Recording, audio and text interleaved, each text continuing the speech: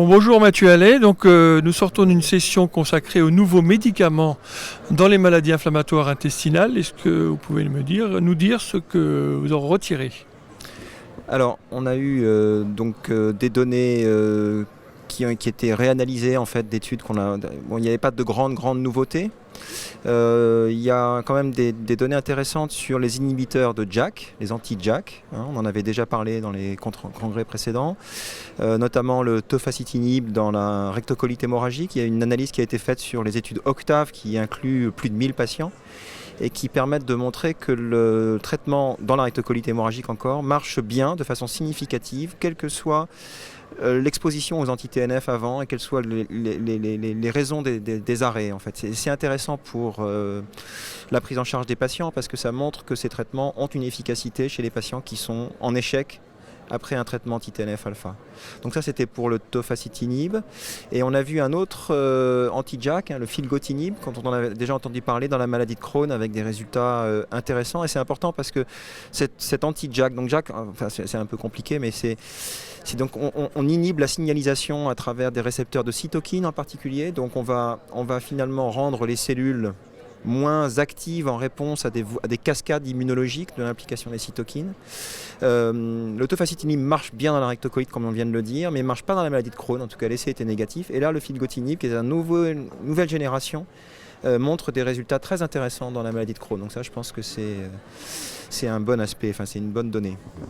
Et donc est-ce que vous pensez que ces médicaments, je crois que le premier dans la rectocolite hémorragique, donc un peu plus avancé en termes de développement que le second, est-ce qu'on peut espérer les voir arriver sur le marché dans combien de temps? Est-ce que ça va prendre une place finalement dans l'arsenal thérapeutique de la rectocolite hémorragique? Oui. Alors je ne connais pas la date exacte, je n'ai pas révisé ce point-là, mais je pense que le tofacitinib, on a les études de phase 3 très larges, positives, donc je pense qu'ils vont faire les demandes très prochainement et qu'on devrait avoir cette molécule de façon assez rapide sur le marché d'ici dans les 2 années qui viennent, je pense. Et sinon, il y avait un médicament un petit peu original puisqu'il bloque les lymphocytes dans des ganglions. Est-ce que vous pouvez nous expliquer un petit peu ça? Alors c'est intéressant parce que c'est aussi une petite molécule. On a jusqu'à maintenant dans les biothérapies, on a utilisé surtout des anticorps et on a beaucoup de médicaments actifs seront encore des anticorps dans le futur, avec des injections de moins en moins fréquentes, tous les 2 mois, tous les 3 mois même probablement, on aura ces possibilités avec des traitements de plus en plus efficaces. Mais les petites molécules, donc les médicaments qui se prennent de façon orale, ont l'avantage de ne pas poser de problème de réaction de l'organisme vis-à-vis de ces anticorps. Donc peut-être une meilleure efficacité dans le temps. Et donc on a un autre composé qui est l'ozanimod, ce que vous venez de dire, qui est, en fait bloque les lymphocytes qui rencontrent l'antigène dans un ganglion. Donc ils vont devenir méchants et ils sont bloqués. Je vous avoue que j'ai un peu de mal à comprendre comment ça marche parce que pour moi, les cellules méchantes qui sont dans la muqueuse devraient aussi jouer un rôle important. Mais là, ça ne bloque pas cet aspect-là. Ça bloque la circulation de cellules naïves qui viennent d'être éduquées en fait, pour aller déclencher la réponse inflammatoire dans l'intestin. Et ça donne des résultats assez intéressants dans la rectocolite hémorragique. Donc on a déjà vu à la DDW et encore une fois là, des résultats qui sont assez bons. Bon, c'est aussi un développement qui est en cours, mais qui est intéressant. Non, mais je crois quand même qu'on est dans une période assez faste parce qu'on va arriver des nouveaux médicaments, ces petites molécules. Il y a aussi le Morgensen, on n'en a pas parlé aujourd'hui, mais je crois que c'est une période assez faste.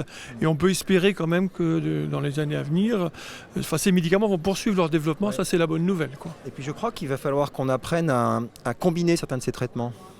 C'est les discussions qu'on commence à avoir et qui sont... alors quand on prendra les traitements ensemble, bon, ça augmentera les coûts, mais peut-être qu'on aura des prix plus bas. Et surtout, il ne faut pas que ça augmente la toxicité ou la tolérance. Et si on agit sur des mécanismes d'action, si on bloque des étapes différentes de la réponse immunitaire, de l'inflammation, potentiellement on peut augmenter l'efficacité sans prendre de risques, sans augmenter les risques. Donc ça, c'est un peu théorique, mais on a beaucoup de travail dans ce sens. Essayer de combiner les traitements, et puis aussi de trouver, on va avoir plein de boulot, en fait, pour nous en tant que médecins et dans la recherche clinique, qui va être d'essayer de définir le bon timing, en fait. À quel moment utiliser un traitement, les combinaisons. Mais oui, on a une petite révolution là qui commence, en fait. Et puis peut-être également chez qui, c'est la médecine personnalisée. On en a beaucoup parlé ce matin en séance plénière. De plus en plus, on va essayer de voir les biomarqueurs. Oui, d'ailleurs, je vous coupe, mais j'ai trouvé intéressant la première présentation, c'était sur un anti-IL-23. Donc qui est la génération après l'ustekinumab, donc qui est des médicaments qui se développent dans le psoriasis, mais qui sont intéressants dans les maladies inflammatoires intestinales. Et j'ai apprécié que le laboratoire pharmaceutique qui est derrière le développement de truc nous montrait les données sur le transcriptome. Et en fait, ça montre qu'ils travaillent sur, bon, c'était pas les données sur la prédiction, mais on essaye d'identifier le mécanisme d'action, de creuser un peu. Et je pense que on a fait un peu l'impasse là-dessus dans le passé. Et je pense que c'est essentiel de comprendre les mécanismes et puis d'essayer de définir les bons répondeurs, les patients chez lesquels il faudrait utiliser ces traitements. Merci beaucoup. Merci.